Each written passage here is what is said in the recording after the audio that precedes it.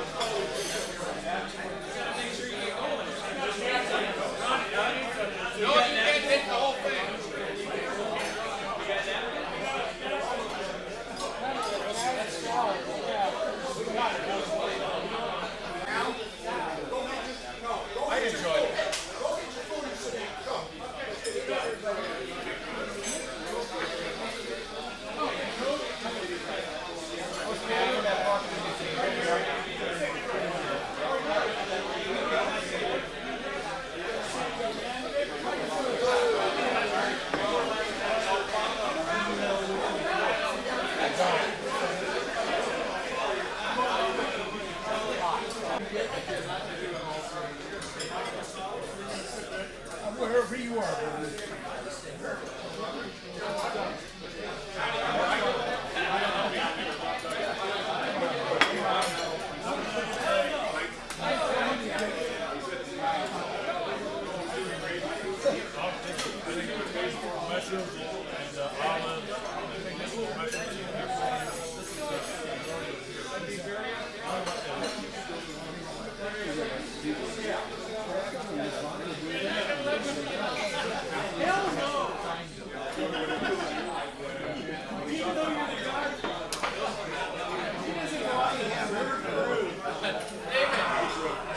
Amen.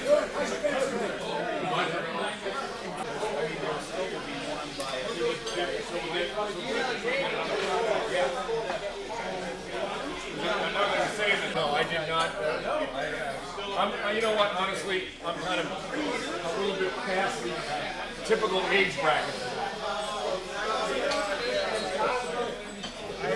Not that I suck, but I know it's past what you're saying. I understand. I'm very happy to be on vacation.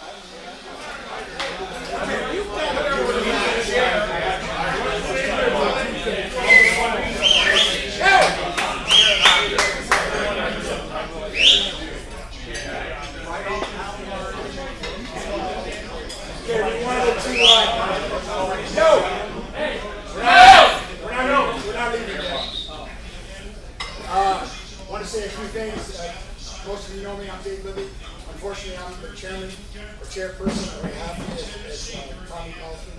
So I just want to say a few things. Before we do that, though, I think we should start off. Tommy, do you have something? We have the national anthem. Could you just everybody stand, please? We can do one knee or what?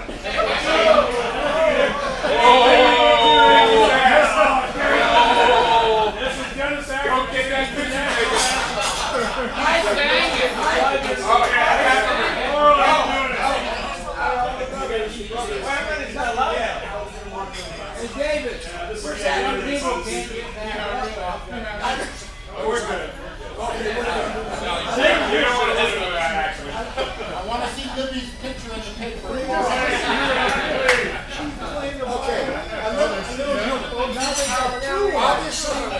Obviously tonight. Oh, there they go. Hey, we're representing. Okay. Obviously, I haven't drinking or drunken too much. First of all, we want to welcome all of you, and especially to our new inductees.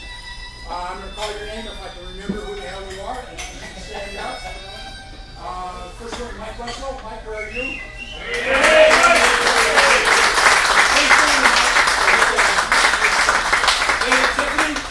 David Tiffany. David.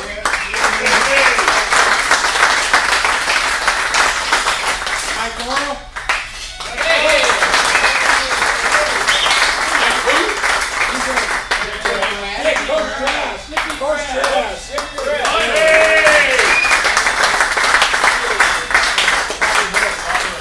I know Bob and Bobby Hood.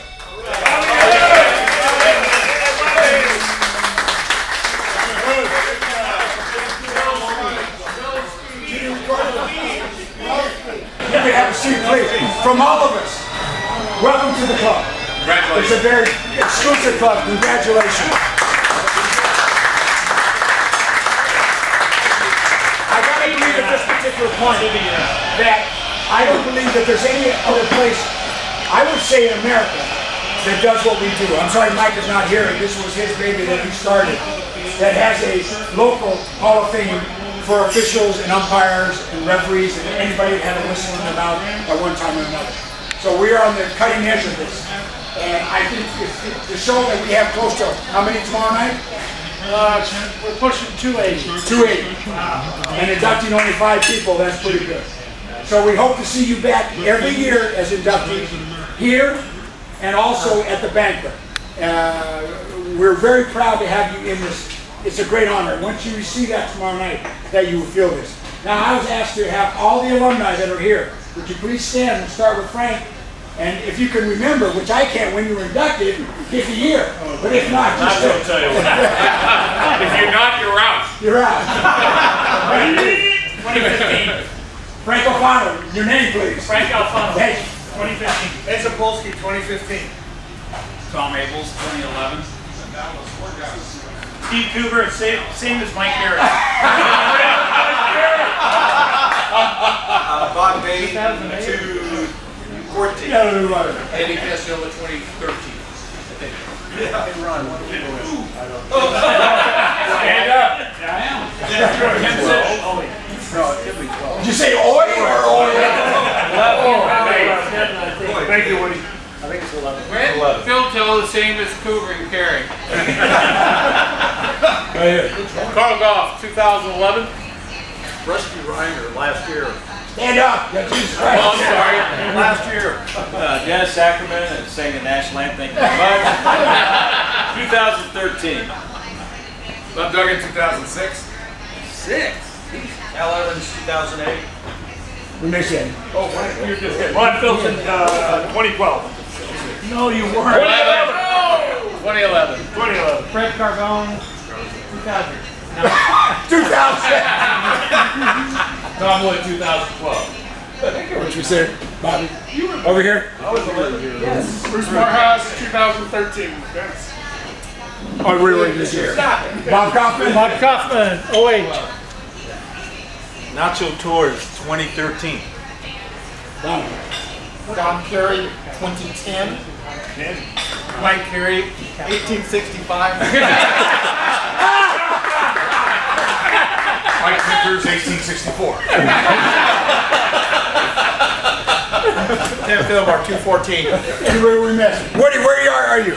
Right here. Okay. Right here. I don't care when you're in. I just want to know. Anyway, we look for exciting night tomorrow night. Yes, Bill. Yes, can we have the new inductees keep their speeches short tomorrow?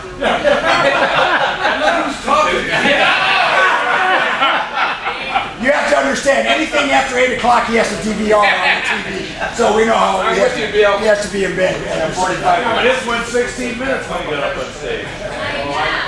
Gentlemen, enjoy your dinner. We'll be back in a half hour or so to get the program started.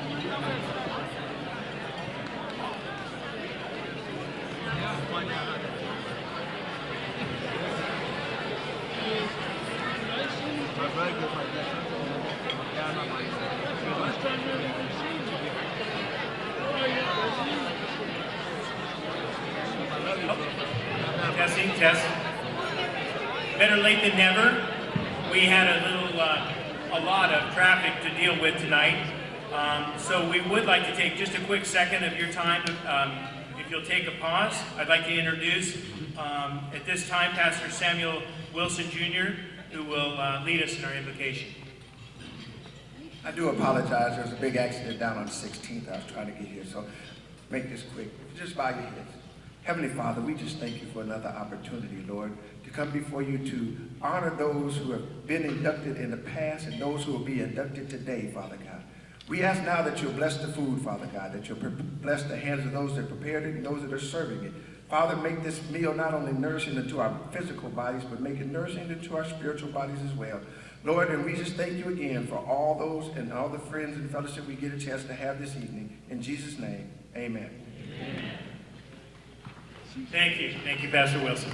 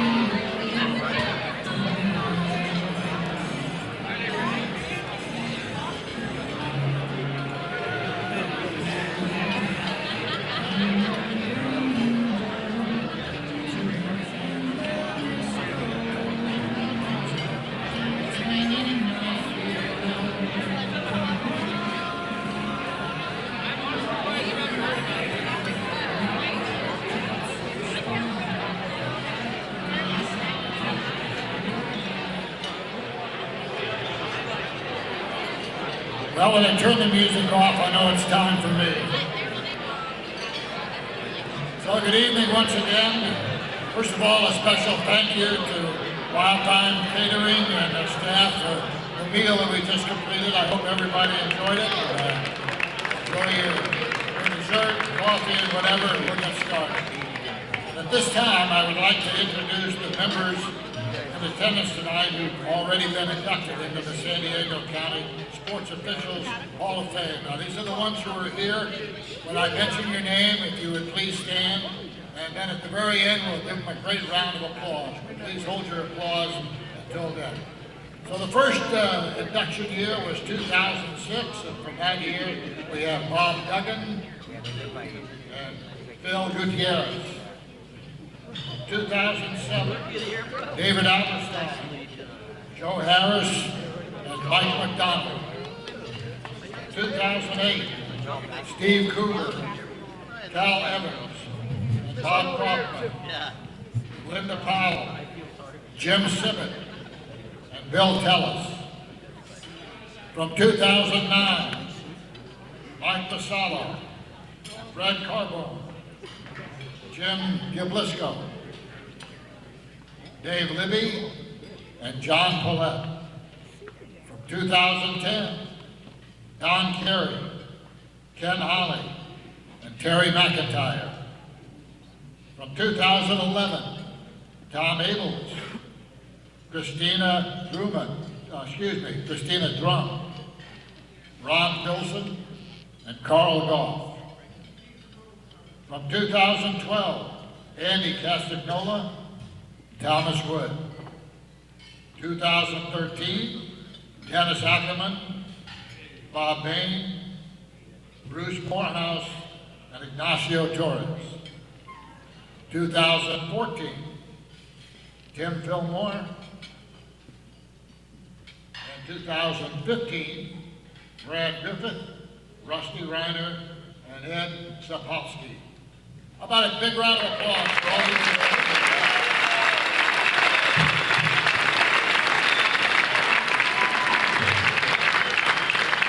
Nice going, guys. Congratulations.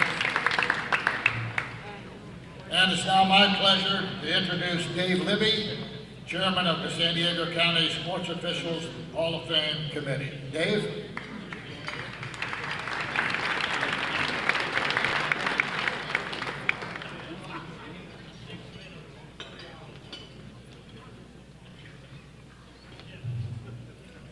I want to welcome everybody to our 11th annual event. The Sports Association started, it was a brainchild of Mike McDonald. Mike, where are you? There's Mike. He had a dream about this, that there's all kind of Hall of Fames for every different sport, but there wasn't one for officials. And they started in '04, started bylaws, starting the way to make this thing work in '05, and in '06, we had our first induction of honorees. At this particular point, as you can see on the wall and all the other areas, we have, counting tonight, we have 85 inductees. 85 inductees. I think it's a testimony to what we've done. And why I feel so strongly about this, because it is officials honoring other officials. It doesn't matter if you had a striped shirt, a blue shirt, a mask, a whistle, or whatever it was. We all knew what everybody else went through. We also knew that when we kicked a call or when we made a mistake, and we did, we came home and we didn't sleep. And everybody thinks the officials, whoever you are, you just do the game, you don't care, you collect a check and you go home, have a couple beers, and that's it. We all know that's not the truth. We have agonized over calls that we missed. We have agonized over things that we missed. Because we knew the most important thing, that our job was very, very simple. And we strived to do that. Our job in every aspect of every sport is one thing, to keep the game fair. Now there's all the training to do that, it's all the video you have to watch, all the studying you have to watch. But our job, no matter the home team or the winning team and the crowds and everything else and all the names that we've been called and stuff like that, all of us have the courage that when it comes down to it, we are going to make the call that's the right call, no matter the outcome. And it takes a lot of courage. And so for all of you sitting here, we applaud your courage. We absolutely applaud your courage. And we're thankful to be a part of this club. This is a club. This is an organization. It's a few. I can't believe, I did some checking. I don't know for sure, but I'm going to make the statement like I do, that we are the only one in this country that has a Hall of Fame for sports officials. Now, if you Google it and I'm wrong, keep it to yourself. I said it, I'm going to stand by it. And we continue to grow. I'm telling you, I'm so happy and so proud that I'm going to throw a number out there. Bob Kaufman, please help me. We have close to 290 people here tonight. 290. I think the first time they had close to 300, but they inducted 10 people. We're only inducting 5 at this point. And the reason why we're being more successful is that we are embracing the community. We are embracing the local associations to be a part of this. We're thinking every association, you have your banquet and you make awards to the most improved, the legacy awards, this, that, and the other thing. And that's great. All the people in basketball, football, they see them. So we're thinking, why can't all of us, since we're all here, enjoy your success? So you will see tonight, before we go to our honorees and inductees, that we went to the local associations and said, we want to honor the people that you honored. Rookie of the Year, Legacy of the Year, Most Improved. And they will be up here tonight, and they'll receive the award that they've already received from their association. We want all of you to see them. We want all of you to be able to applaud and knowing that they did a great job. And I'm telling you, somebody up here that's going to get that award, the next award that they will get will be honored by coming into the Hall of Fame. Because that's the future of what we do. So we must continue. We must continue this legacy. When we look to nominate a Hall of Fame person, we look at what they do on the court, and we also look what they do off the court. You can have all the great games, and we have Super Bowl officials, Final Four officials, we've got everything involved in that. But if you don't give back, if you don't find a way to help that young person, when the first time you walked into the meeting and you're walking around blind and you don't know where you're at, somebody had to reach and say, hey, come with me, and you took them over there. Everyone is a mentor. That is part of your responsibility as an official, to be a mentor, to reach out to that young person that they can call, because what do I do? How do I dress? How do I pack? I mean, you'd be surprised of what they need to know, and they need your expertise. So we want to continue this. We hope that we'll be able to continue this with our legacy and to keep on moving on and moving on. And I think this is the only way that we're going to be a success, and we're very excited about what's happening, and we're very excited about the future. This cannot be done alone. The San Diego County Sports Officials Association, we're all volunteer, probably all old and retired, but we meet once a month, and then our main interest is this banquet as we go through from all the nominations, and we weed it down, we pick it out, and we look at every aspect, what you did on the floor, what you did off the floor. And just because somebody didn't get in this year, please don't hang your head, because you're going to be up for it next year. You're going to be up for it the year after that. So I want to name the association membership. Please have them stand up. Please hold your applause until the end. We have Frank Alfano. Frank, please stand up. Oh, he's drinking. Okay. Don Carey, where's Don? Don's over there too. Is something going on over there that we don't know? Steve Coover, where's Steve? Okay, now I'm really getting concerned. Bob Duggan. Let me get the memo, Bob. Bob Duggan. Bob Hood. Bobby. Bob Kaufman, myself, Mike McDonald, godfather of this whole thing. Mike, stand up. Tom Miles, Nacho Torres, Quentin Norman, Jim Sibbett, Mr. Tom Wood, stand over there watching everything from afar. These are the men that put in the time. There's no salary, there's nothing. It is an act of love. And if you don't believe so, you should have been a part of this for the last 3 or 4 days, dealing with programs and reservations and where's this and that's not working and all that stuff like that. And everybody stepped up. We were here at 1:30 today putting all this stuff up. We'll be here late tearing it down. The only thing that I want to say is, before we move on, please, please don't leave us. You're inducted, you're alumni, you're family now. Please be a part of it. Join the celebration. Because all of us remember the day we walked up here and received that and how it felt. Because I said it was from our peers, which is the most important thing. We're going to get a lot of name in ink, in papers, and they spell your name wrong or they spell it right, and calling your mother all kind of dirty names when you're on the field. It doesn't matter. We need the recognition from you here. So please, let's continue on to support, and let's continue on to support everyone that's doing this. Thank you, gentlemen.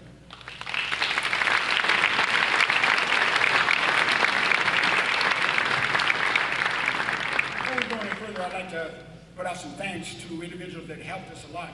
Mr. John Sema for our video presentation. John around? There's John over there. Thank you. He's really good on this.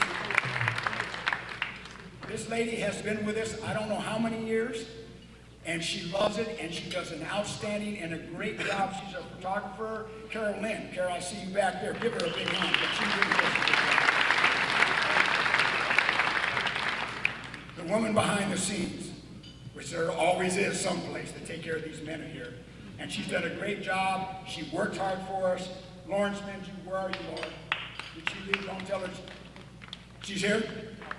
Okay, well, she's not here, but give her a hand. We couldn't get her there. Stay here. Every time I checked my phone today, there was 10, 12 emails back and forth to everybody to get everything done. She did a great job, and we really appreciate it. And the staff from the Hall of Champions, Lauren Myers, I think Lauren's not here, that were very, very helpful and gave us anything we needed and were there to help us as we support this banquet. I certainly want to support and thank everyone for this evening's event. Look forward to see you in the future for many, many years to come. If you can't make it, if there's some reason that you can't and you feel that you want to help us, we do accept donations. We are tax exempt, so you can get a write-off of that. We've had numerous people, associations. We have our different associations at buying tables. They couldn't be here. And we need to do that. We maintain our exhibit over here. There's things that we need to do. So we do take donations, so if you feel that you could do something like that, we would deeply appreciate it. I'm pleased to inform you that we will be having 11 outstanding officials that have been receiving awards from their respective associations. We're going to call them up with their presenter. We are going to present, the presenters will present the award to them just as they were presented at their banquets. They won't be talking, but we're just going to acknowledge them and they're going to stay up here. First of all, Mr. John okay, Bob Duggan told me to do this. I know how to pronounce your name. Come on up. Mr. John Vitowski. It's a, I didn't even have anything to drink tonight.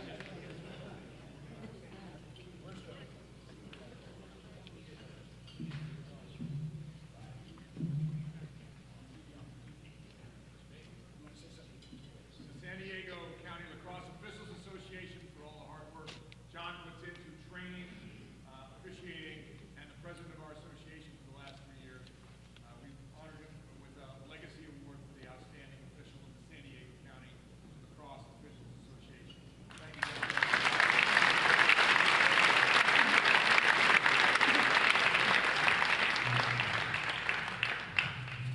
The second one is from the Armed Forces Officials Association. And somebody help me with that back there. The The Armed Forces, people don't realize they are big in all kind of officiating sports, as softball and basketball. They have their own association. And the Armed Forces Officials Association Official of the Year is Jerry Brown. Jerry here?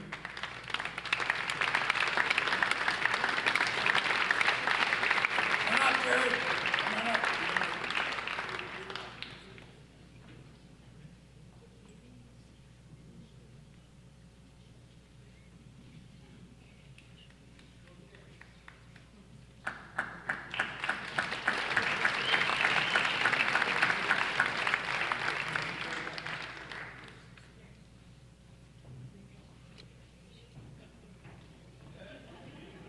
Okay, at this particular time, I understand we have a video presentation.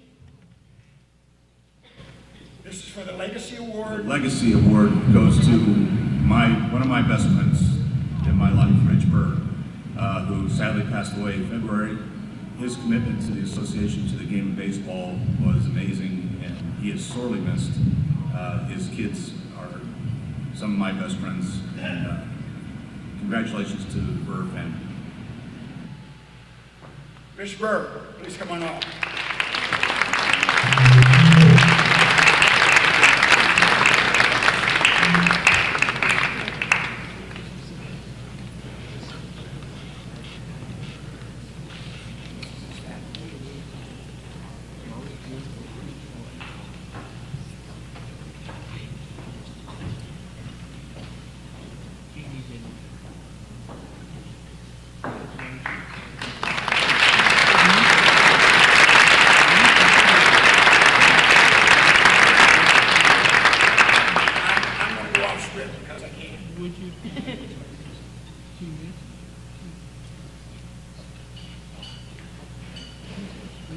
Not prepared for this, but if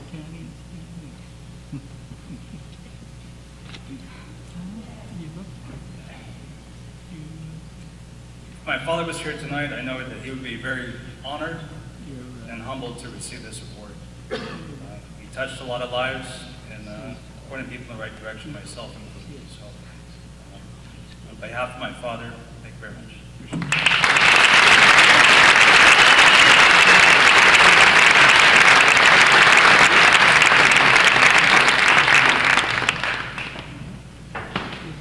Okay, my understanding, do we have another presentation, video? No?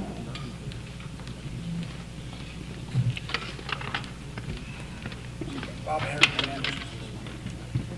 Okay, the next one we have is a presentation to the George Schutte Award to San Diego County football officials. If you don't know who George Schutte was, you probably should have. If you're a football official and don't, shame on you. He was one of the first inductees. I learned under him, everyone learned under him, and he was a super, super great man. And the winner of that is Marlo Fitzgerald here. You'll make the presentation. The George Schutte Award for the County Officials Association is Don Carey.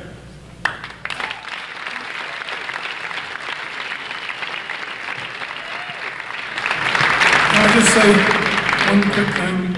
You know, I never had the pleasure of meeting George Schutte, but I've met, you know, Dan Insky, Jim Siddett, Steve Coover, Tom Abels.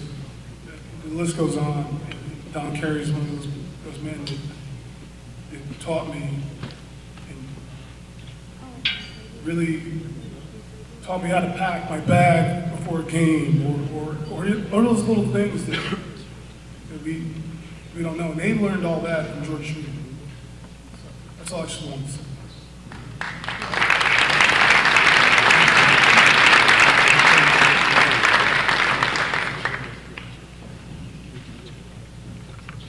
The next presentation will be the Co-Rookie of the Year in the San Diego Baseball Umpires Association. That does not have a video either? That does, okay.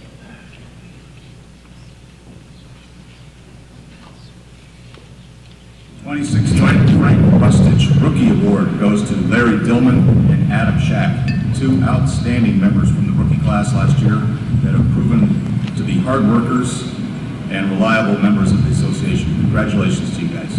Okay, if we can have Larry Dillard and Adam Shack please come up with us.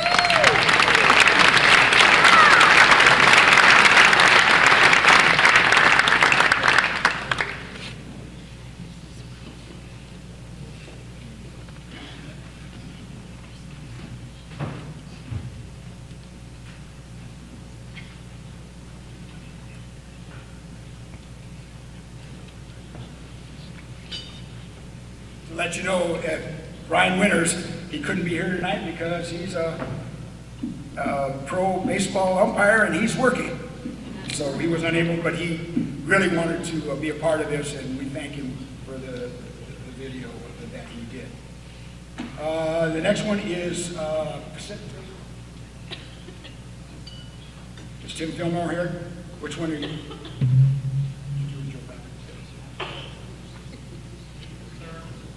Oh, Joe is just part of it. Okay, thank you very much. Bob Hernandez, is Bob here? Nathan, is it Nathan? Okay. The recipient of the co-rookie of the Rookie of the Year on this is Mike Elkins. Is Mike here?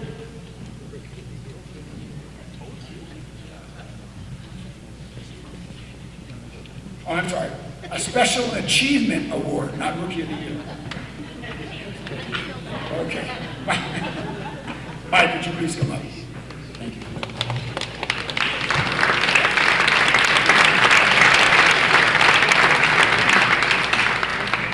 So every association that's represented here has one of those guys, and Mike Elkins is one of those guys.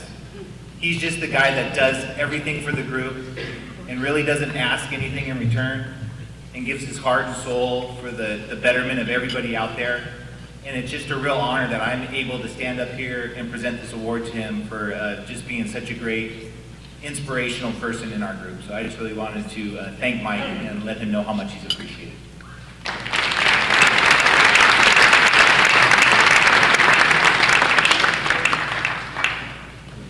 The next one would be Chip Holmes. Are you here, Chip? Would you come up and make your award to Track Starter of the Year, Greg Hara?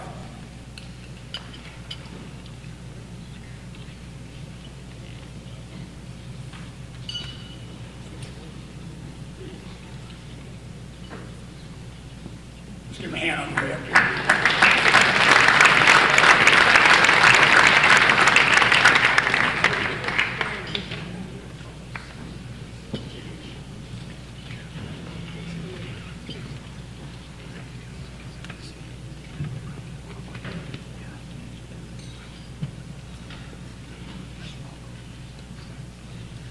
It's my pleasure as the president of the Track Start Association to honor Greg Hara. He's really one of our fine people that whenever you have a tough meet or someone you know is going to do the job right, Greg's the guy you want there. So congratulations for being our Track Starter of the Year, Greg.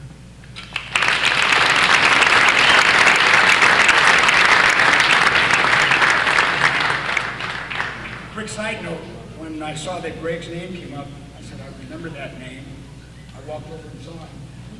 Greg and I actually grew up as children. We were playing out in the streets in H21 Induction many, many years ago. It was good to see him.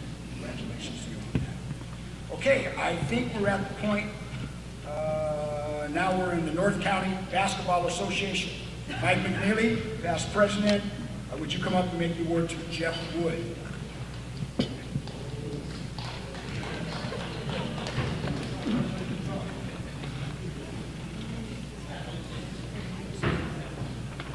So Jeff Woods is our most improved. This year we have a lot of young up-and-coming officials that are it's neck and neck race to be the most improved, and with a positive attitude, always there.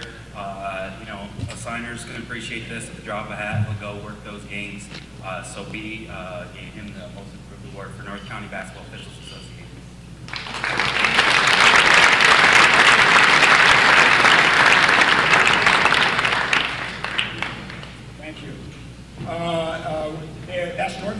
Let's go to San Diego County, the San Diego Basketball Association, the Manny Gomes Award for Outstanding Service Award. Just retired from basketball after 40 years. 40 years.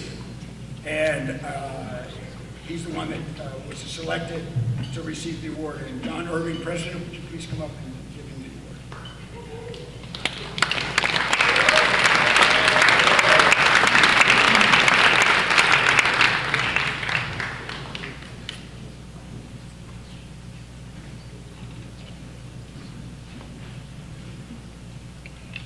That's association past presidents. Our president is now Yogi Nagir. It is with great honor that I present on the behalf of San Diego Basketball Officials Association the Manny Gomes Award for Outstanding Dedication of Service to Mike Martin.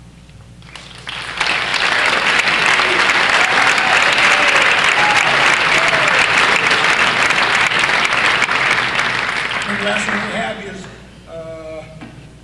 we have the 2 co-rookies of the year, correct? Okay, then we're done. No?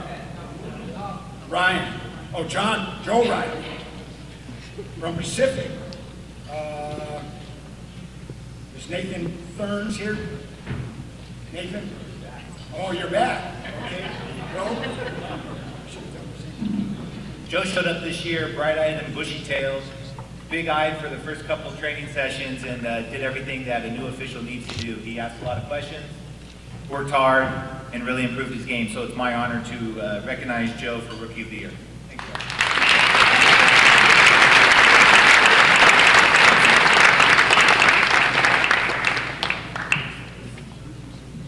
you. And the last one is we have Dan Parker. Stand here. Is it Don? Yeah. Come on down, Dan. Don Parker? Yes. Come on up. And he will give the Legacy Award for Southern California Amateur Softball to Bob Kaufman.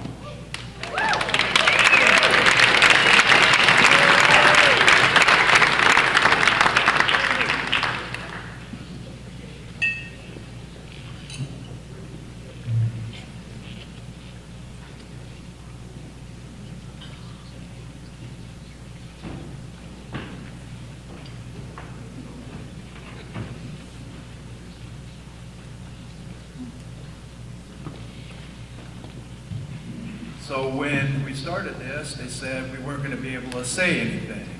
Well, there was no way in hell this was going to happen for Bob without me saying it.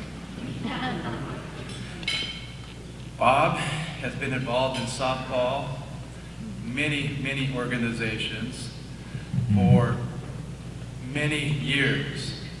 So we're here to honor you tonight, Bob, for your dedication, your leadership, your commitment to the softball umpiring program. He has umpired, been a staff member, and been an instructor for the Armed Forces League, for SoCal ASA, slow pitch and fast pitch, now USA Softball, high school San Diego section, and college ball. It's my pleasure to present the Legacy Award to Bob Kaufman. Thank you so much for everything you've done.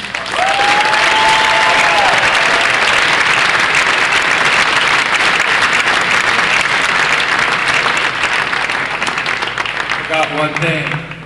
Shirley, thank you for letting us borrow him for so many years.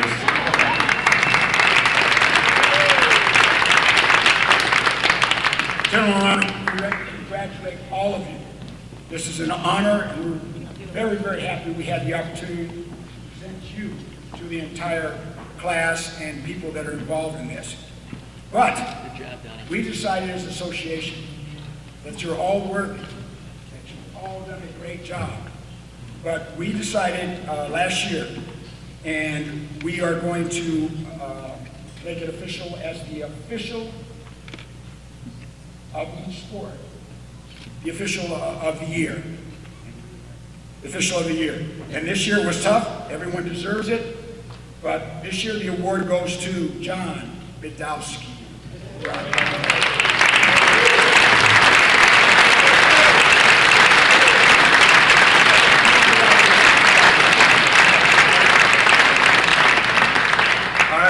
That's great. Thank you very much. I really appreciate this. Rather than make a big laundry list of thank yous, I want to thank San Diego County for adopting me as an East Coast native.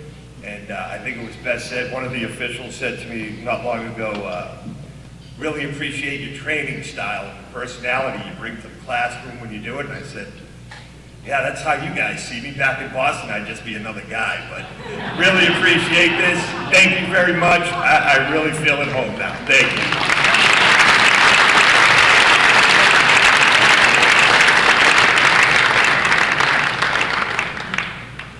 Okay, before I turn it over back to Bob Chandler, our inductees, as I said, we are a community and we are our family. And we've had deaths in the family. If you look in your program into in memoriam, we've lost 3 very, very special people. First and foremost, Manny Gomes Jr. There's nobody in basketball that came up that didn't go through Manny. That he taught us. He was Air Force. He was an NBA official. He was a Division I official. And we lost a great, great man. And he was here at all the times that he possibly could to be at the banquet. So we honor Manny. And please keep him in your thoughts. Next one is Tom Delisarius. Tom came in with me, and a very, very special man. Tom had some issues. He didn't have arms, and he, most of the time, volunteered his time with Little League Baseball, and he'd work all that he can. I was at one time at Kaiser, he was there volunteering. He was a man that had this disability, and he never let him put him down. So when we talk about what you do on the field and off the field, no one really cares to work in the littlest Little League game or whatever it is. He was out there all the time. He was a very, very courageous man, and unfortunately we lost him. The next presentation is very, very difficult. Dan Peterson. Dan was inducted in, help me out here, I think it was in 10. Then he became on the board, and then he became our president. Dan was a tiring worker that did everything the right way. I had a special relationship with Dan because he was an umpire and I was basketball, but towards the end we were both coordinators that we would hire, fire, and teach. And we'd always have laugh stories about, well, what coach called you? And what coach called you? And so we spent our time talking about how we're dealing with coaches and stuff now that we're not on the field.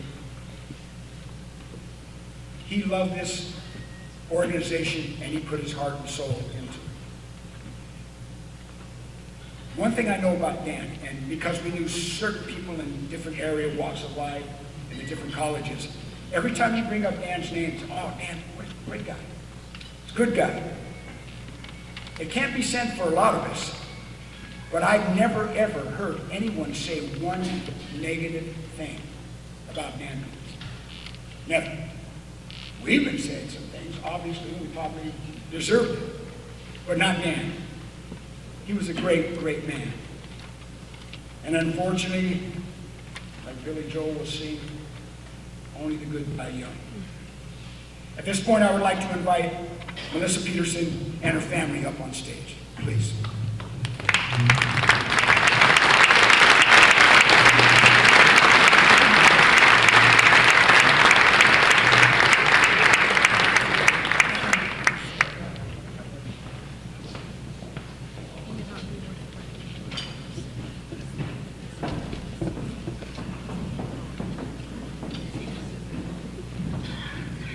What a beautiful family. And just one more thing, if you really wanted to know how loved and respected Dan was, you should have been at his memorial. It was unreal. Hundreds and hundreds of people. Everybody had a great thing to say about him. And the legacy of baseball and everything he did is one thing, but the legacy of this beautiful family is the most important thing. So we want to give you a tribute in memory of your great husband and father, and let you know that he was tremendously respected and tremendously loved. He left you guys a high bar.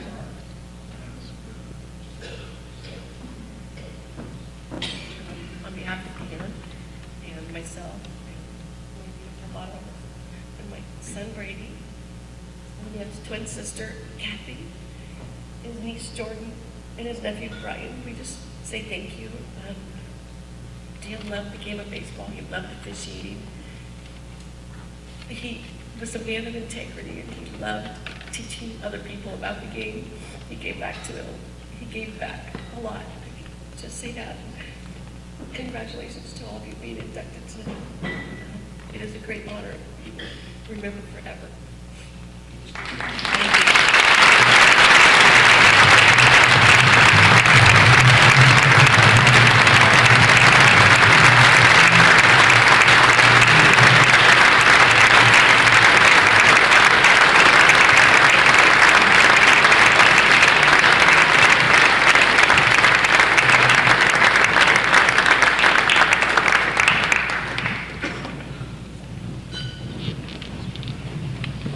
Okay, at this time, unless I mess something else up, which I might have done that, Bob, turn it over to you. Oh, Mike, Bob. Bob. Thought you were waiting for me over there.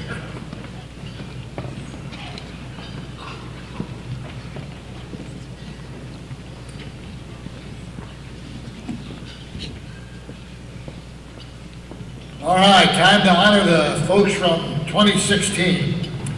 We have 5 outstanding individuals who are being inducted into the 11th class of the San Diego County Sports Officials Hall of Fame. These inductees have been selected for their expertise, integrity, sportsmanship, longevity, dedication, and love of the sport they officiated. And our first inductee tonight is Mike Weslow for football.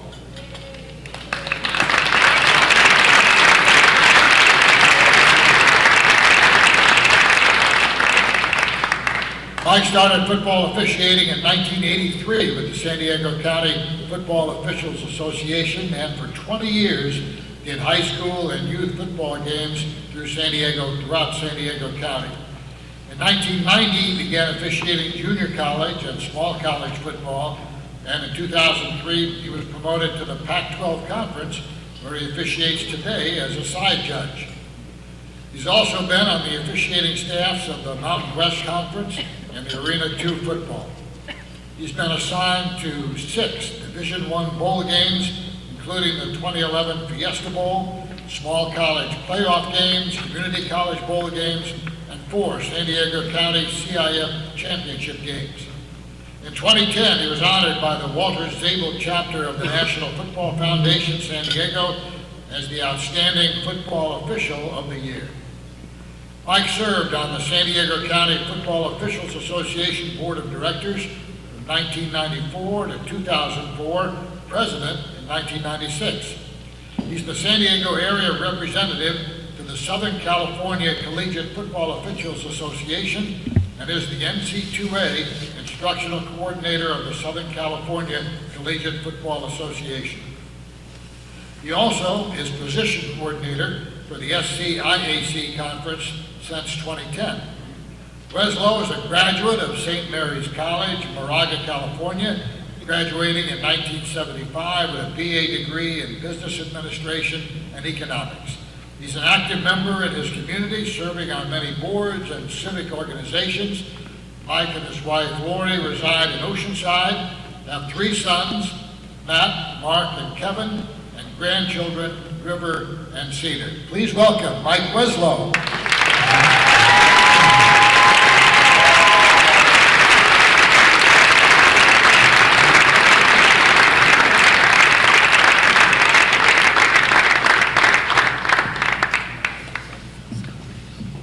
So many emotions on a night like this. I'm deeply honored to be recognized by the Hall of Champions. I thank the committee, all the members, and football, and it's a very, very special night for me. I am very humbled to be recognized with on one of these banners with some of the men that came before me. I truly looked up to them. When I became a football official, I still look up to these men. It's incredible. There's a little bit of sadness too, because this kind of recognition comes at the tends to come at the end of someone's career as opposed to early. So I will tell you that it's been a great ride for 34 years. I am not finished yet. I intend to continue to work. It's God willing to let me. I have a few years left in me. So I never thought I was going to be a football official of any sport. I played sports, but it was never in my mind, and I continued to play rugby, of all things, after I got out of college. And I had a friend, Mike Parker, in the San Diego Football Association, that encouraged me to think about trying football. He knew I would like it. And after a couple of years, rugby came to an end, and it was time to make a change. And I've never regretted it. If anything, I wish I would have started earlier. And football, right away, I was hooked on it. And, you know, the first goal is you want to work Friday nights. The next goal is you want to be on a crew. And, you know, from there it's history. 34 years, it's been an awesome opportunity. I'd like to introduce my family who's here tonight. I have 3 boys. It wasn't always easy for them. You know, I missed some events. And the boys hung in there, growing up. They've become good young men now. I'm very, very proud of them. My oldest son is Matt. He's here with his good friend, Christy. My middle son disappeared. Oh, he's in the back. Mark is in the back. His wife, Courtney. They're the parents of our grandchildren that give us so much joy, River and Cedar. And my youngest son, Kevin, and Caitlin. And if you haven't looked closely, any day now, we're going to have our 3rd grandchild. The little boy is on the way.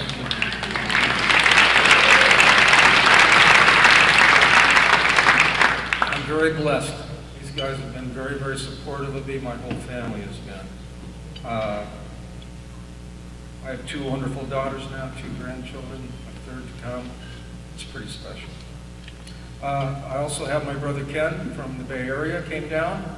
My brother Jerry and his wife Mary, their children, Jack, Jada, and Luke. And Lori's sisters are here, along with my brother-in-law Dave Herring and his wife Susan, and Sharon Freeman, and Julie Andrews. And I can't forget Samantha, Dave and Susan's lovely daughter. So, those are the guests. They've been supportive also. Little did I know when I started football officiating, I was joining, and I mean this sincerely, the finest local football association in the country. I truly believe that. And it starts with George Schutte. You've heard his name already tonight. He was an incredible man. He was as big as a mountain as far as I was concerned. He was huge in any definition of the name, of the word, including a very, very huge heart. He almost seemed mean at times, kind of rough. And, you know, if you want to define fear, it would be getting a game with George starting out, and or wondering if he was going to call you out in a meeting or during a pregame. But George was awesome. We learned how to run a game from George Schutte. We learned how to talk to coaches, how to communicate. I recall his famous words, "It's time for a chat." He would stop the game when the players were getting out of hand and go talk to them and settle them down. And by the time he got through talking, all they wanted to do is play football. And he was an awesome gentleman. The basic format for our association still exists today. It's the outline, if you will, of instructing officials and teaching them how to officiate. It was his creation. We still use it today. And without George, we would not be the best. With George, we are the best. I believe that. The second gentleman I'd like to recognize was Ken Flaherty. Sadly, he's no longer with us either. Ken was my first assigner. He was my first college instructor. Incredible official. He really knew the game. He was one of those guys that literally could make a call from anywhere on the field, and he would be right. He knew everything that was going on at one time. 22 players, and the guy knew it all. He didn't miss anything. But he shared all that with us, and that experience, and he had a unique way of being able to educate us and become better officials, and I really appreciated Ken. He was awesome. The third gentleman is thankfully with us tonight, Don Carey. Don Carey was my first official instructor. How could I be so incredibly fortunate? I can say that no one has taught me more about football officiating than Don Carey. Everything that you can imagine, rules, mechanics. For those of you who don't know, mechanics are our movements, our coverages, our responsibilities on the field, where we're located, our signals. He's a master of preparation leading up to the game the week before. What are you doing before the game? What are you doing before the snap? How do you read a play? What's a call? What's a good no call? Let it go. Don is awesome. And I'm extremely fortunate to have Don with me my first year, because he gave us everything that we needed to know. It was up to us to succeed after that. And we were able to. And of course, there are many, many other outstanding officials and men with character and integrity that were part of our association. I want to acknowledge some names. They're great leaders, great leadership skills that they presented to us. Mike Carey and Garth DeFelice, John Oakley and Pat Sweeney, Tom O'Connor and Bill Tellis, Lou Ferrer and John Ferguson, Tom Abels and Jim Sibbett, Steve Coover and Tim Pedraza. Outstanding leadership. Some of them are on the banners already. Some will be, there's no doubt. Some should be if they aren't already. But we learned so much from these guys. It was incredible. And the torch is passed to the next generation. There's some great officials coming up, I can assure you. You would go a long way to find an association that's strong and excellent in training football officials. 34 years, I enjoyed the great venues, iconic stadiums, opportunities on the field with legendary coaches. Sometimes they get after us a lot. Sometimes we deserve it.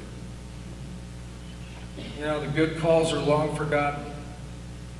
Incorrect calls, well, you know what, they hang with you. They stay with you. Sometimes it's a call that the boss didn't like, and you still think you got it right. That's just the way it is. Somehow, with my share of screw-ups, and I had them, somehow I survived. And I learned from every official I've ever worked with. Every official teaches you something. Whether you're on the field, the court, in a pool, there's no perfect game played. No perfect game is coached. And we all know that no perfect game officiated. It doesn't work that way. But if you can get by with small mistakes, you don't have that big mistake that changes the outcome of the game, you can learn from your mistakes, you can get better, and you'll be successful. If you actually have a season where you don't change the outcome of a game, I would suggest that's a successful season. Because we all make mistakes.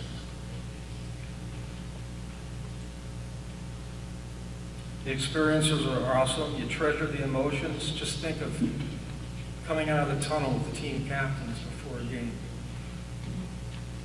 Or that great call on the sideline with your officiating partner. The build-up of the game before the opening kickoff. And the crowd starts to scream and yell and they're into it. You get fired up. How about that great catch in the back of the end zone? And you get to reward that player with a touchdown signal and the crowd goes crazy. How about the terror of the long pass thrown to your receiver and the defender guarding him? And how about your play being reviewed? And you hope you hear that magic word, confirm. no one has to tell a crew after a game when they've worked an outstanding game that they know it. And there's nothing like that feeling in the dressing facility when we meet and we're by ourselves and we know we had a great game. That's a great feeling. I want to share a play with you if I can. It's the one play that still raises the hair on my neck. It still gives me the goosebumps. And I really didn't have anything to do on this play. But I had a unique opportunity, a great opportunity to officiate a game at West Point. It was Air Force against Army.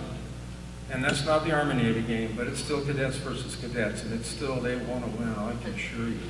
Air Force was a big favorite in this game, and Army was playing really well at home. And they were driving for a touchdown at the end of the first half to take the lead. And the receiver went up at the goal line pylon, he made a great catch, stayed in bounds, broke the play on the goal line. The official covering the play was awesome, it wasn't me. I was on the other side of the field. I'm watching this.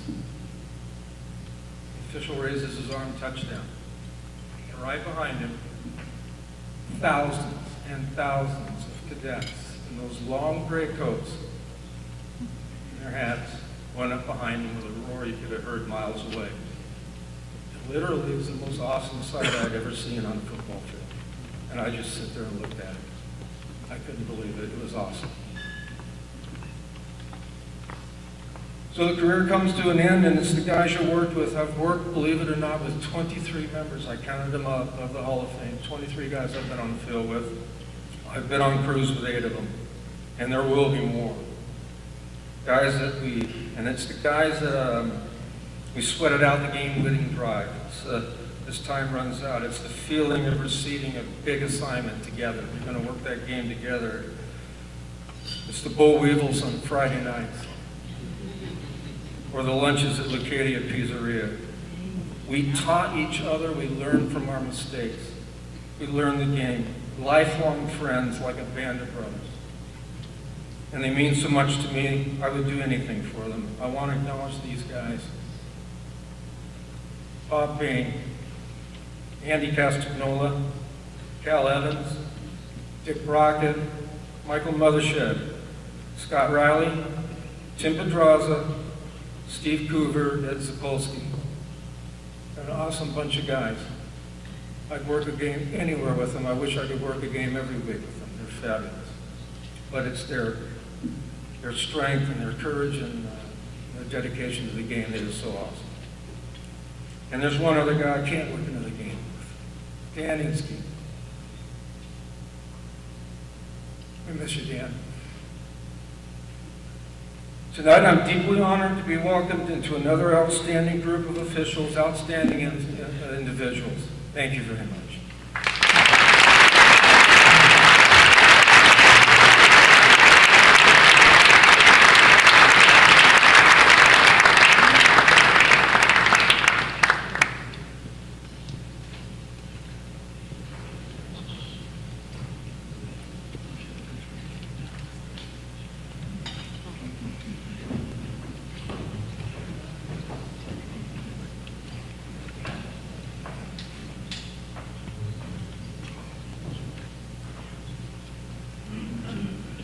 Our next inductee will be David Tiffany, soccer and water polo. David Tiffany was born in Philadelphia, grew up in Cherry Hill, New Jersey, and began officiating soccer in September 1973, 2 months after marrying his high school sweetheart, Ellen. Shortly after starting his career as a soccer referee, Dave began to referee Division I college soccer and the top levels of the San Diego County Men's League, as well as CIF high school games. Dave worked as the 3rd official in the Major Indoor Soccer League. He has officiated numerous soccer CIF final and semifinal games over his career, as well as NC2A tournament games. Before he retired as a soccer referee, he worked at prestigious surf, summer, and Thanksgiving tournaments. He began to volunteer as a Little League umpire in the 1980s, and he was a member of the San Diego County Umpires Association and Pacific Umpires Association. In 2001, Dave started officiating water polo. He's officiated CIF finals and semifinal games in soccer, water polo, and baseball. He's officiated college, club, junior college, and varsity tournament water polo games. Dave has served on the board of directors for the San Diego County Soccer Referees Association, the San Diego County Water Polo Officials Association, and Pacific Umpires Association, including 3 terms as the president of the Water Polo Officials Association, 2 terms as vice president of Pacific Umpires Association, and as chair of Pacific's Umpire Development and Training. Dave helped incorporate several public schools, nonprofit fundraising organizations, and served as president of Navajo Community Planners. Please welcome David Tiffany.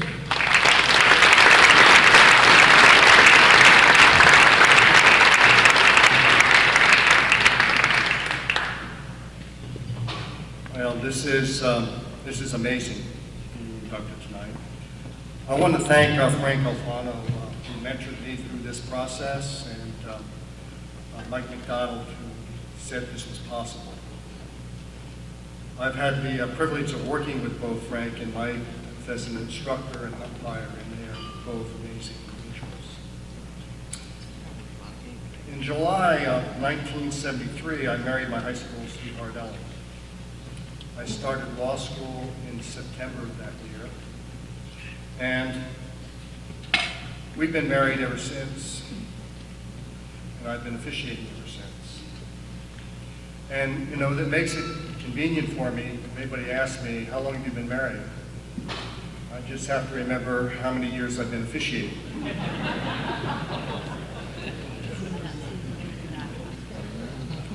I also want to thank my family, my children, for their support. It takes time away from your family when you do this. And although I coached all my kids, I also had a lot of time as an official away from home. My oldest, James, is a high school teacher in Seattle, has 2 wonderful children, 2 grandchildren. My youngest son is a deputy sheriff in Portland, and he has 3 wonderful children, my grandchildren as well. And finally, my daughter, who was an All-American water polo player, was Lieutenant Commander in the United States Coast Guard. Yeah. So I'm really proud of all my children. And you know, when you referee or umpire and you go to watch your children's games, everybody knows that you do that. And occasionally you get called out in the stands because somebody didn't show up. And I remember one time when my daughter was playing softball, this happened. And there was a play at second. And I called her out. And she said, "Dad, I'm safe."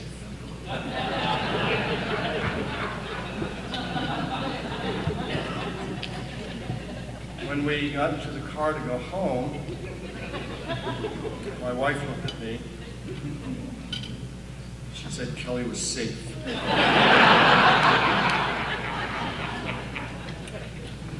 So now we're driving home, and I asked my wife, what were we having for dinner?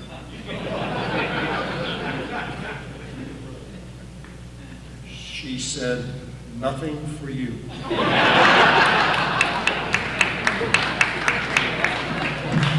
And as a matter of fact, I made myself a peanut butter and jelly sandwich.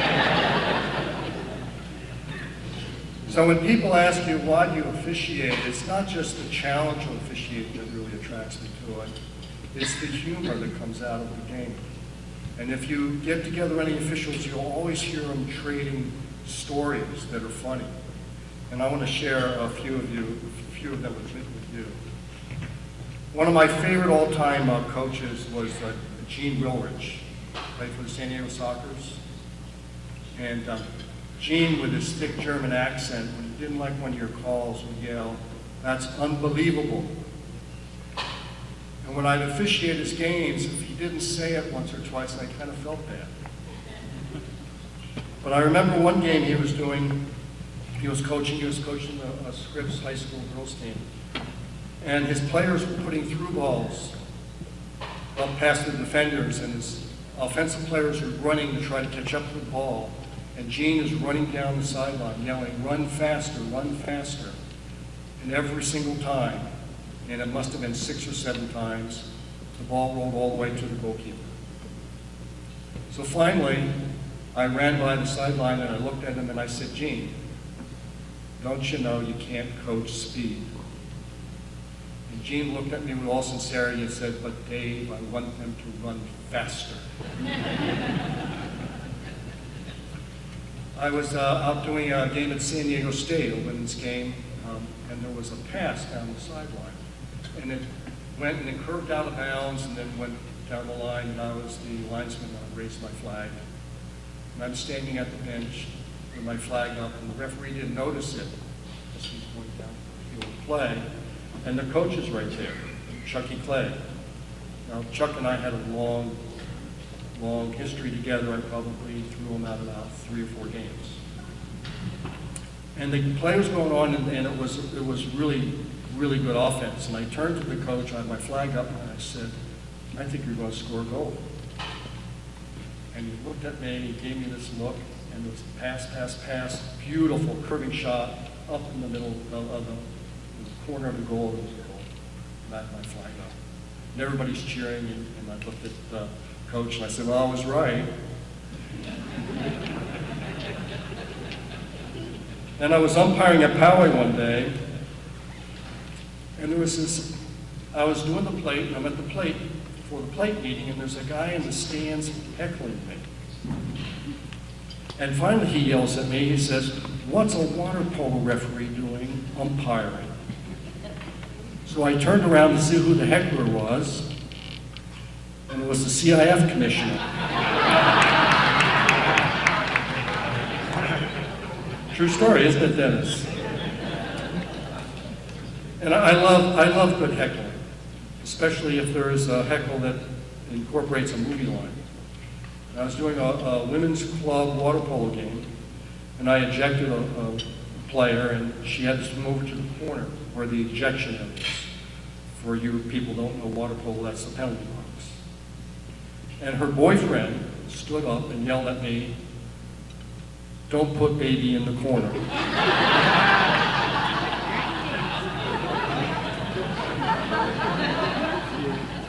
I hear they're remaking that movie. And I was out at USD for a game, a women's game, and they were nationally ranked, and they were playing another nationally ranked game, and I had the line again, and I was up where the stands are. It was a huge crowd. And one of the fraternity guys stood up and yelled down at me, "We're going to heckle you all night. You better be ready for it." So I turned around and I looked at him and I said, "You can heckle me all night. Just make it funny." So about 2 minutes into the game, this guy stands up, says something that he thought was funny. It wasn't. And the crowd turned on him. A couple minutes later, somebody else tried it, same result. Now, I have to say for the rest of the game, that the heckling of the girls on the other team was brutal. And I don't know if this makes me a bad person. I was just glad it wasn't me. Finally, my favorite story deals with my daughter. My daughter took a job umpiring at Navajo Community Bobby Sox. Now, I don't know if you've ever been to a girls' Bobby Sox league that's volunteer coaches, but they're all ex-linebackers that played for Notre Dame, and they have 3 daughters and no sons.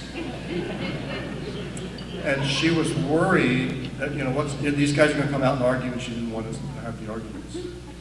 What should she do? Do I have any advice? And I said, yes. The first daddy comes out, throw him out of the game. She said, you have to throw him out of the game. So she came home, and I said, well, what happened? She said, well, first guy came out to argue, I threw him out of the game. I said, oh, how was the rest of the game? She said, fine, nobody else came out to argue. Well, later on in the season, after having no arguments, she came home one day and she said, I heard the moms talking. I said, oh yeah, what were they talking about? She said, well, they were saying that I was the girl all the dads were afraid of. I just want to say it's been a great honor being inducted into the Hall of Fame.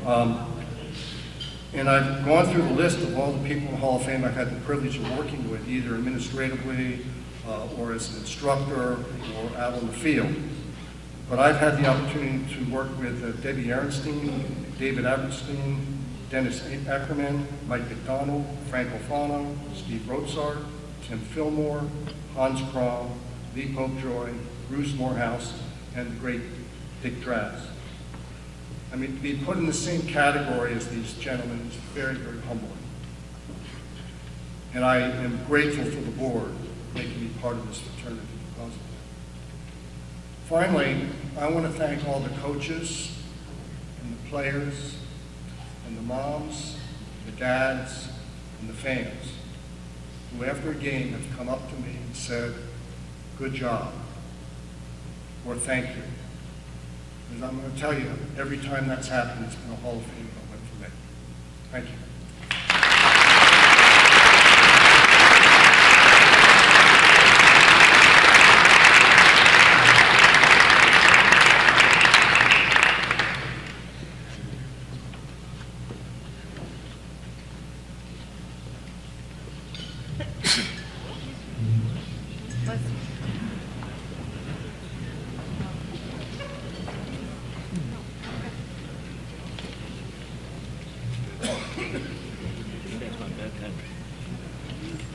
Mike Morrow is being inducted for basketball.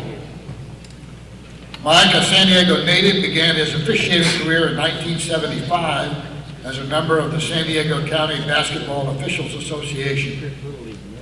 He's officiated over 70 high school playoff games, including 12 CIF championship games, 3 CIF Southern California regional finals, 3 CIF state championship games, and in 2006 was selected to work the McDonald's All-American Boys game played in San Diego. Mike served as vice president, board member, and instructional chair, and in addition has served on numerous basketball committees. He's been an instructor for the development of officials, basketball camp evaluator, and mentor to the mentorship programs. Collegiately, Mike officiated over 40 postseason tournament games at the Division II, Division III, NAIA, and junior college levels. He was selected to work the 2002 California Junior College Basketball Championships in San Diego. Mike officiated at the Division II level 14 years, Division III, NAIA 27 years, junior college 34 years, was a member of the International Basketball Federation, FIBA, for 9 years. In June of 1911, Mike retired from the city of San Diego after 37 years as a park and recreation manager. Mike officiated for 40 years and formally retired after the 2016 season. Mike Morrow.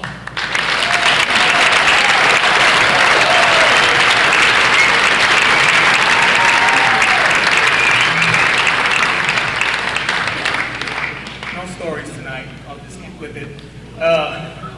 First of all, I'd like to thank the San Diego County Sports Officials Advisory Committee for selecting me as one of their inductees this year. When I was a senior in high school in 1974, my baseball coach, Fred Carbone, was officiating at that time, and I also played basketball. But Fred had suggested to me that the way to stay involved with basketball was to join up with the local association. I was 18 years old. I had no idea what Fred was talking about. I thought I was going to go play basketball at Mason College or whatever. Well, that lasted about 6 months. So in 1975, I did join the association and had no idea that it was going to last 40 years. But here we are, and thank you, Fred, for getting me started on this long career officiating. To my family and friends here tonight, thanks for being here and sharing this honor with me. I know many of you have been 40 years or even longer. I've known you some since 1969. We go way back, and you've been there, been to my ball games, cheered me on, and we've had a lot of fun discussions because I have a lot of sports-minded people in the family. Believe me, when you sit there and watch a basketball game with them, it's not easy. It's not easy, but we got through it. So I thank all my, can I get a little hand there? And the folks came in, I had folks from out of town show up tonight. I really appreciate that. Thank you.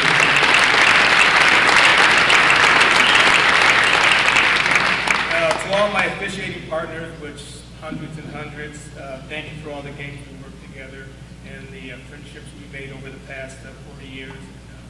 Thanks for sharing this honor with me and being here tonight. Thank you.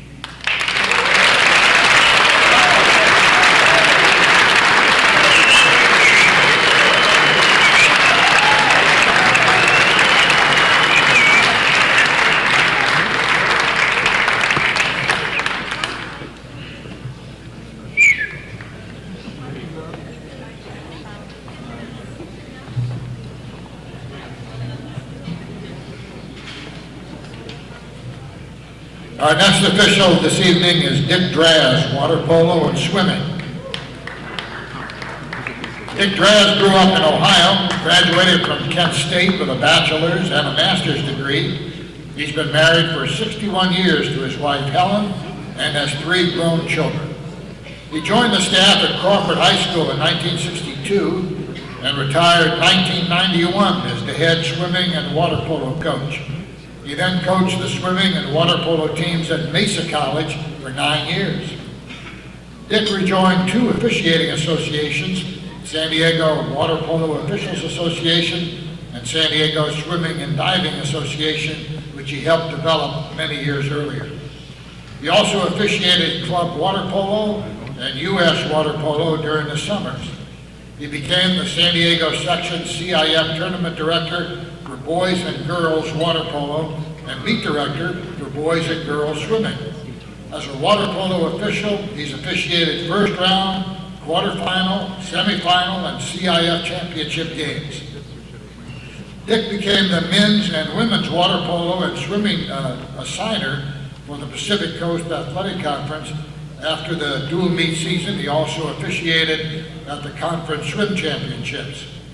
As a member of the San Diego Water Polo Officials Association, he served on the board of directors as a member at large, vice president twice, and most recently as president. At 85, he's still a member officiating varsity, junior varsity, and novice water polo games. He's officiated swim meets throughout the county, including the prestigious San Diego Ironman relays he started 49 years ago. Seems like he's an Ironman himself, Dick Draz.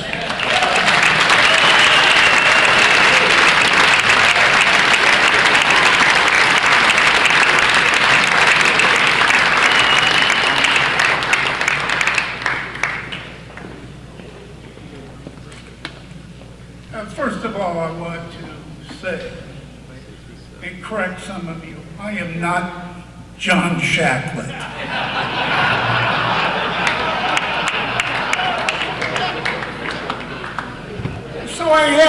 So the supporter of John's comes to me one day and he said, Coach, he said, that third down play you had last Friday night was really bad. And I turned to him and I said, I'm sorry, sir, but we don't have a third down in water polo.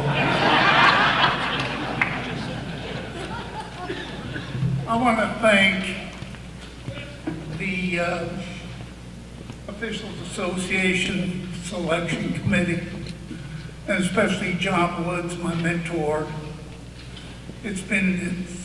What an honor. I didn't know this was coming. I had no idea.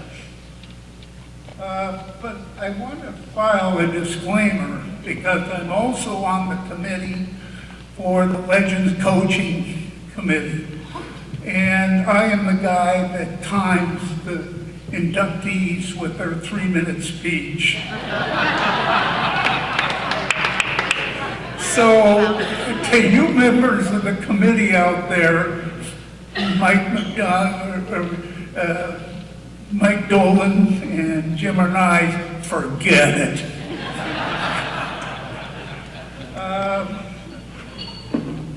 I'm originally from Ohio and I bleed scarlet and gray, Ohio State. And I came out here to be a football coach. I thought when I got out here to be a football coach, the next thing I knew, I fell in the pool, and I'm not out of it yet. I had a split career. I coached for 33 years, and I've officiated for 29. When I got done coaching, I thought, what the heck am I going to do? I'm hooked on chlorine. And I really got to have something to do, so I turned to officiating. Luckily enough, in excuse me, Dave, you might help me, 1969, we met in my living room. Dave Alberstein, you remember this? And we designed an aquatic officials association. 3 years later, we broke it into 2 associations, one for water polo and one for swimming, all in my living room. So thank you, Helen, for letting us do that. Before I go any further, as a coach, I was obnoxious to officials. And before I can accept this award, I really am humbled. And I apologize to every official that ever lived because I was an obnoxious coach. Dave, do you remember that? Bruce, do you they remember oh so well.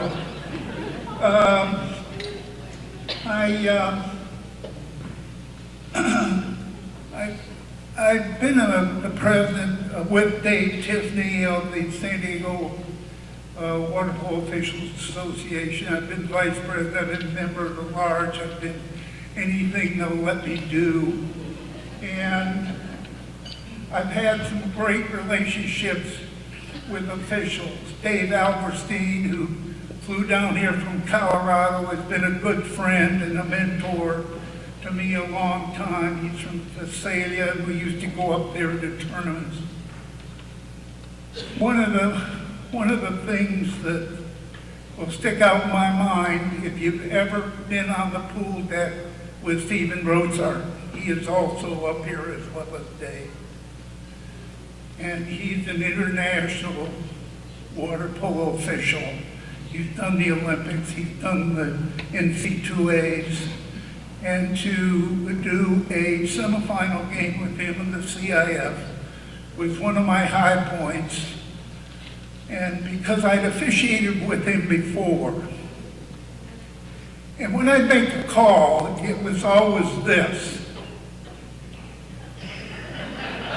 what did you call?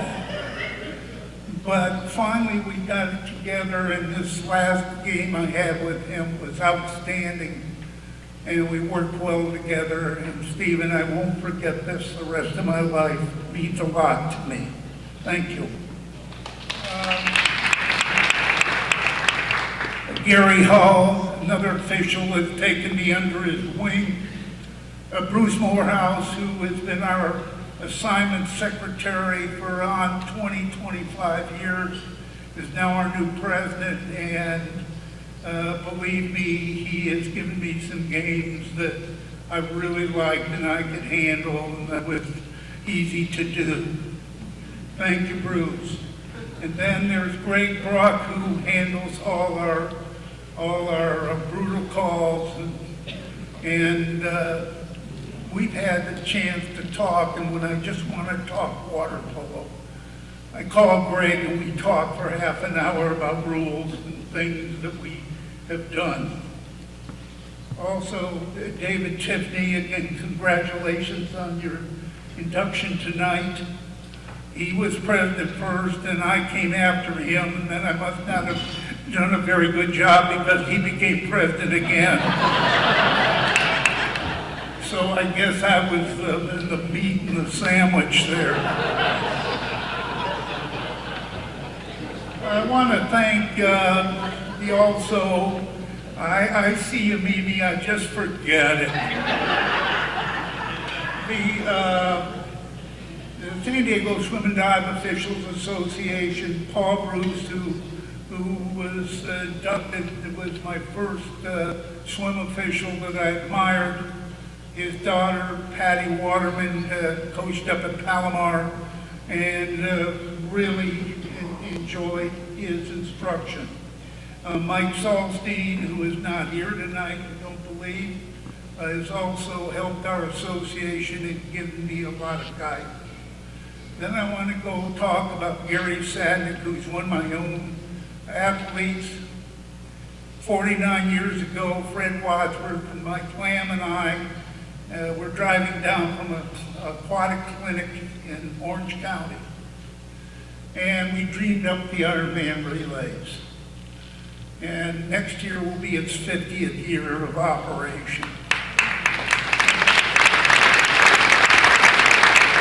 And after I retired from coaching, Gary took it over and has run it superbly.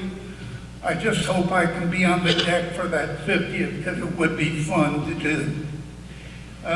Also, I have want to thank the Pacific Coast Athletic Conference, the Commissioner, John Woods.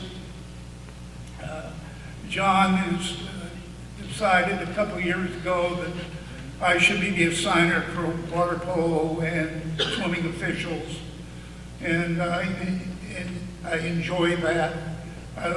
When I coached at Mesa, one of the things I liked were all the coaches. And now I'm getting rewarded because they're allowing me to officiate at that level, and I enjoy it. And then finally, I want to say something about the former commissioner, Mr. Dennis Ackerman and Bill McLaughlin, who are sitting right down here tonight. 11 years ago, they started the classics in a lot of sports. And there are only two left. One is water polo and one is volleyball.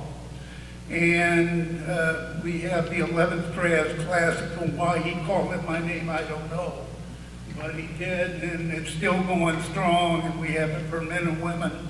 And it's a great event, and I want to thank you. Thank you, Dennis and Bill, for allowing us to do that. And I want to thank the President, CIF Commissioners, Jerry Schneep and John Lapita and Carlton Hogard for helping us put these things on. Then finally, Brian Wilbur, who has come in and he is assisting me with the finals in swimming and water polo. And finally, I want to say thanks to my wife, Helen, who's been my wife for 61 years. And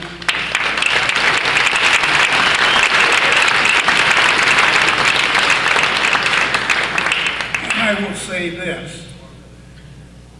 When we were first married, I was sitting on the couch watching television. And she said, "Get off the couch and do something." And I did, and here I am today.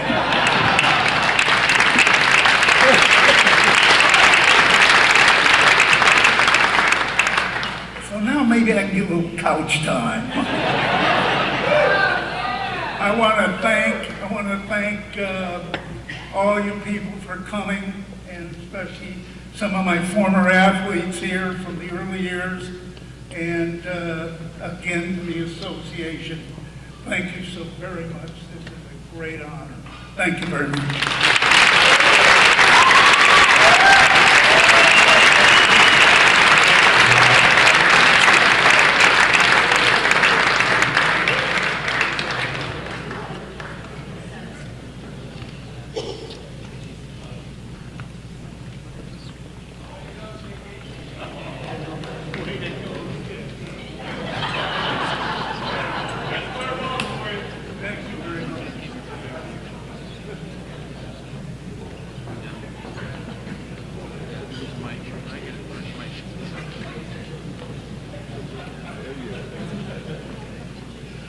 Ladies and gentlemen, our final inductee tonight is Bob Hood for football.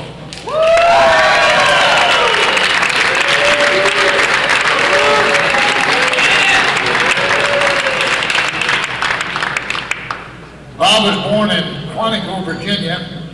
He's been married to his wife Jackie for 40 years. They have 2 daughters and 3 granddaughters. He graduated from Claremont High School and San Diego State University with a degree in public administration. Bob worked for the San Diego Chargers from 1962 through 1978. Beginning his career in football as a water boy, he held many positions and was the business manager his last 5 years. He began officiating high school football in 1979. His current on-field position is referee. During his officiating career, he's officiated 5 championship games as well as many semifinal and playoff games. Most recently, Bob was honored to be selected to officiate the inaugural Stars and Stripes All-Star game between the United States and Mexico. He still works at all levels of high school football, as well as Pop Warner and American Youth Football. In 2012, Bob was recognized as the Official of the Year by the San Diego High School Sports Association, and in 2016, he was honored by the Walters Dable chapter of the National Football Foundation. And he was honored as the Outstanding Football Official of the Year. Bob has been a member of the Board of Directors of the San Diego County Football Officials Association numerous times over the past 36 years. He's currently a member of the Mechanics Committee and Chairman of the Banquet Committee. Bob is a founding member of the initial organizing committee for the San Diego County Sports Officials Hall of Fame, and he's still actively involved in the advisory committee today. As a personal note, Bobby Hood and I go back to at least to 1963. He was a water boy for the Chargers. I was a young television sportscaster and cameraman for Al Coupe at Channel 10. And we both covered the Chargers when they trained out at Rough Acres Ranch in Boulevard.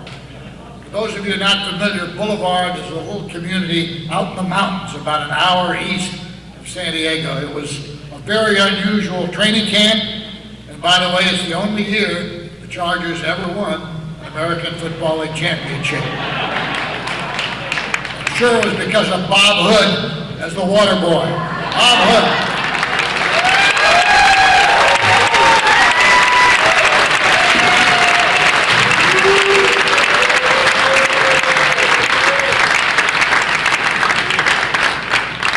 I really do appreciate the applause, but I think it's because they said our last speaker. It's not necessarily for me, but I do appreciate it and I'll accept it for what it is. You know, I'm just grateful for the selection committee. We're not, as officials, used to being recognized. In fact, we're taught not to be recognized. But it's kind of an oxymoron, because how can you not be recognized when you wear a striped shirt, a white hat, have a yellow flag, and if you have a microphone, you have to describe what you just called or somebody else called. So it's been rather hard not to be recognized, but Steve Coover, we still try not to be. My family is here, and like most of you, I have 2 families. I have my immediate family, which my wife Jackie of 40 years is sitting there. She's gone through many dinners with my crew, and I gotta tell you, she answers more of the questions about football officiating correctly than my crew does. She could be an official. I'm lucky to have my beautiful daughters, Lori and Lisa, my 2 favorite son-in-laws, Pete and David, and my 3 beautiful granddaughters, Haley, Carly, and Sarah, here tonight. But my other family, which you all have, and maybe didn't know you had, is my officiating family. And they are here. And without them and their support, for 37 years, I wouldn't be standing up here today. I truly am grateful for not only your support my entire career, but for those of you that have come out tonight for Mike and I.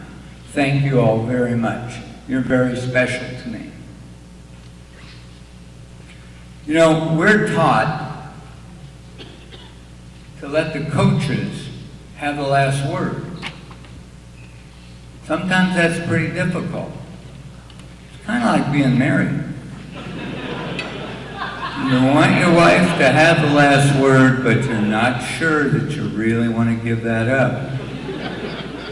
I was talking to Rick Draz the other night, and he said, I asked him, I said, my God, I've only been married 40 years. How have you been married 65 years? He gave me some great advice. He said, you can agree with your wife 100% of the time and know that you're going to be wrong 50%. That's a great marriage. Language. I've been blessed to be able to speak 2 languages. Of course, you can tell I speak English to the best of my ability, but like most of you in here that are officials, you also speak coach. Speaking coach means Mr. Shacklett back there at the table with some of my favorite officials that have followed us for a number of years, being able to say, you might be right, coach, from where you're standing. You know, I couldn't disagree with you if I had to stand on this sideline and make that decision. There's just many ways to make a coach feel better about himself after you maybe just screwed him over.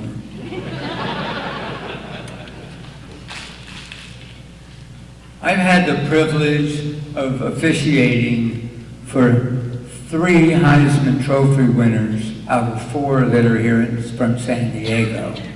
For those of you that are not familiar with them, Marcus Allen was our first out of Lincoln High School. He went on to SC the year I started officiating, so I missed him. The next one, which most of you probably wouldn't get if I quizzed you, is Rashan Salam. This fellow played at La Jolla Country Day, played 8-man football. At that time, I was a flank official. There was one game he scored 6 touchdowns. None of them were less than 60 yards. On his 5th touchdown, he turned to me and said, man, I'm really tired. I looked at him and said, you're tired. I'm twice your age, and why don't you fall down the next time you start to the goal line? Also, we had Ricky Williams out of Patrick Henry High School, and most recently, Reggie Bush. Officiating for me has been a great experience.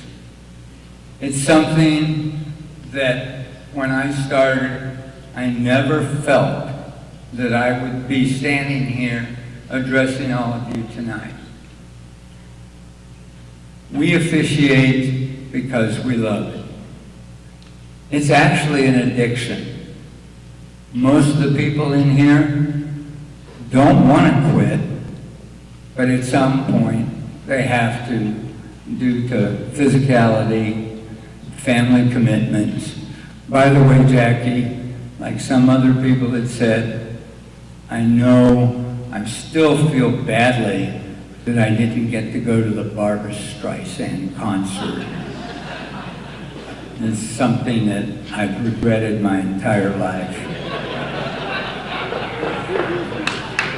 My daughter Lisa got her annual from University City High School. She calls me up and says, I'm really mad at you. I said, why? What did I do? She said, your picture's in my annual. You're trailing a runner and your photograph is in the annual. I'm the only kid at University City graduating that has their parent in the annual. So I said, no problem, just let me know when the signing party is and I'll come over and sign the annuals for it. I'm really pleased to be inducted into the San Diego County Officials Association Hall of Fame. For my fellow inductees, you're all very deserving. As officials, we have one mantra that is preached to us all the time. Get it right. I think tonight, the selection committee got it right. Thank you.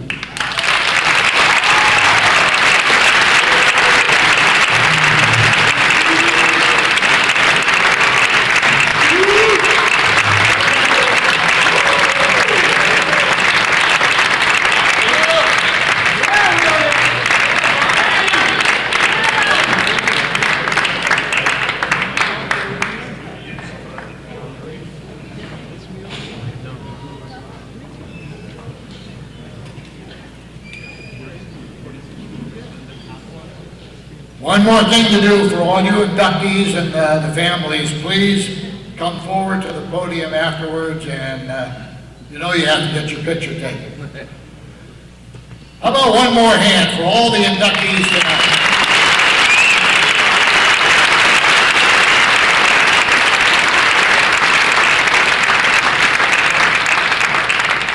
That concludes our ceremonies, the 11th annual.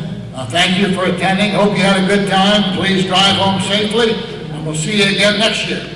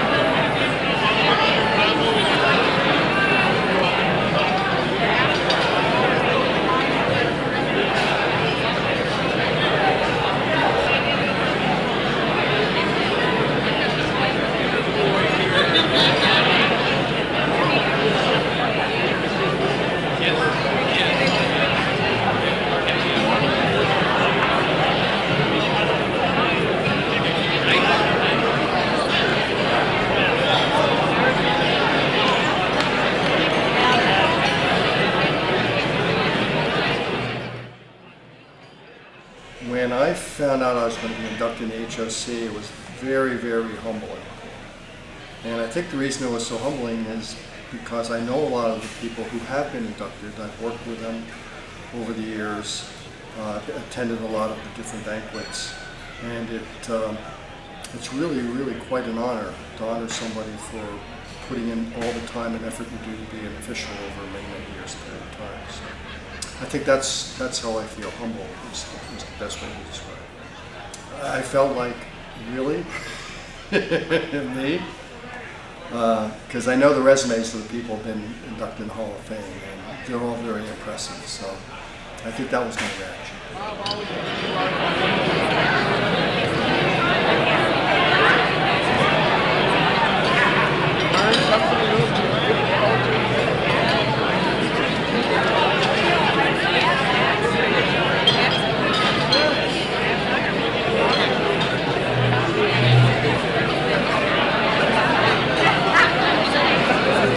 No, I ain't losing. She'll not be out.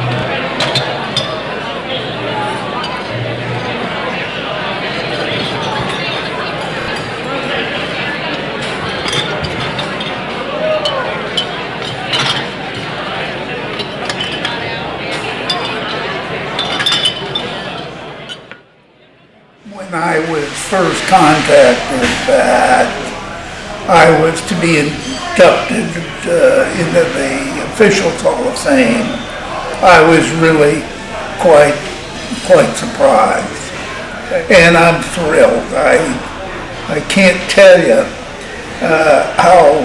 what a thrill it is to have my name be in the Hall of Champions. There are only, I think, 3 or 4 people that are in both the Coaches and the Officials Hall of Fame. And now I've become a 4th or 5th one. I'm really extremely excited about the induction tomorrow night.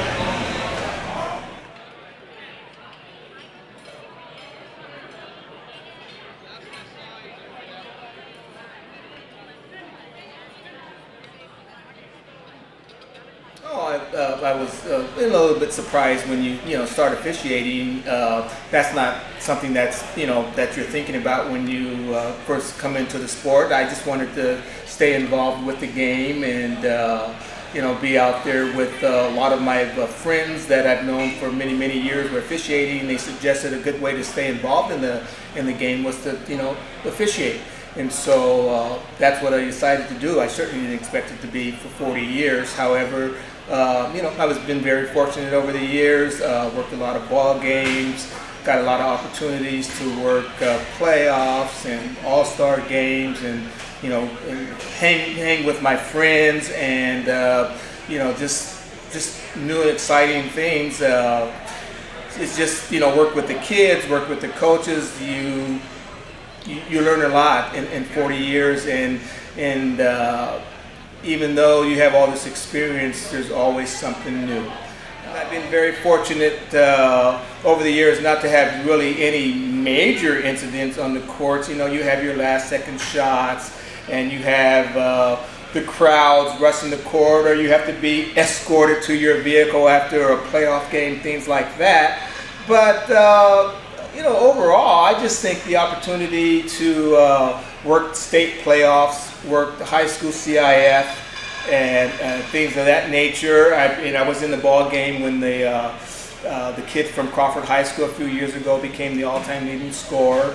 I worked a college game 1 year where one of the players had 19 three-point shots in a ball game. So you kind of remember that. I mean, me and my partner, we were so amazed. We were actually counting how many three-pointers this kid was making because it was so amazing. I had never seen anything like that. 19 threes, 57 points. And I worked 2006. I got an opportunity to work the McDonald's All-American Boys game that was held here in San Diego with 2 other San Diego officials. So at that time, that was really a nice highlight because that's just one game. It's on ESPN Live, and I got to throw the ball up at half court. So very exciting. Very exciting.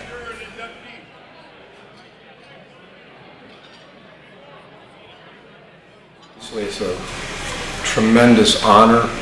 It's something that never really thought about early on in a career, but you look at these guys, and some of them are the icons that I first started out with, some of the guys that are in the hall, and they're great officials, not only great officials, but great individuals. And just to be considered in this group is really a humbling experience for me. So I'm honored, I'm humbled. It's just something, it's nice to be recognized for a lifetime achievement. And it's something that I love doing. It's the interesting thing about it is I do it for nothing. I really enjoy being out there, and the opportunities that it's presented over the years have been phenomenal. Places I've gone to, coaches I've had the opportunity to work with, and some of the iconic stadiums. So it's been a great experience, and I hope I'm not done yet. I'm not ready to retire yet, I will tell you that. I'm still doing it.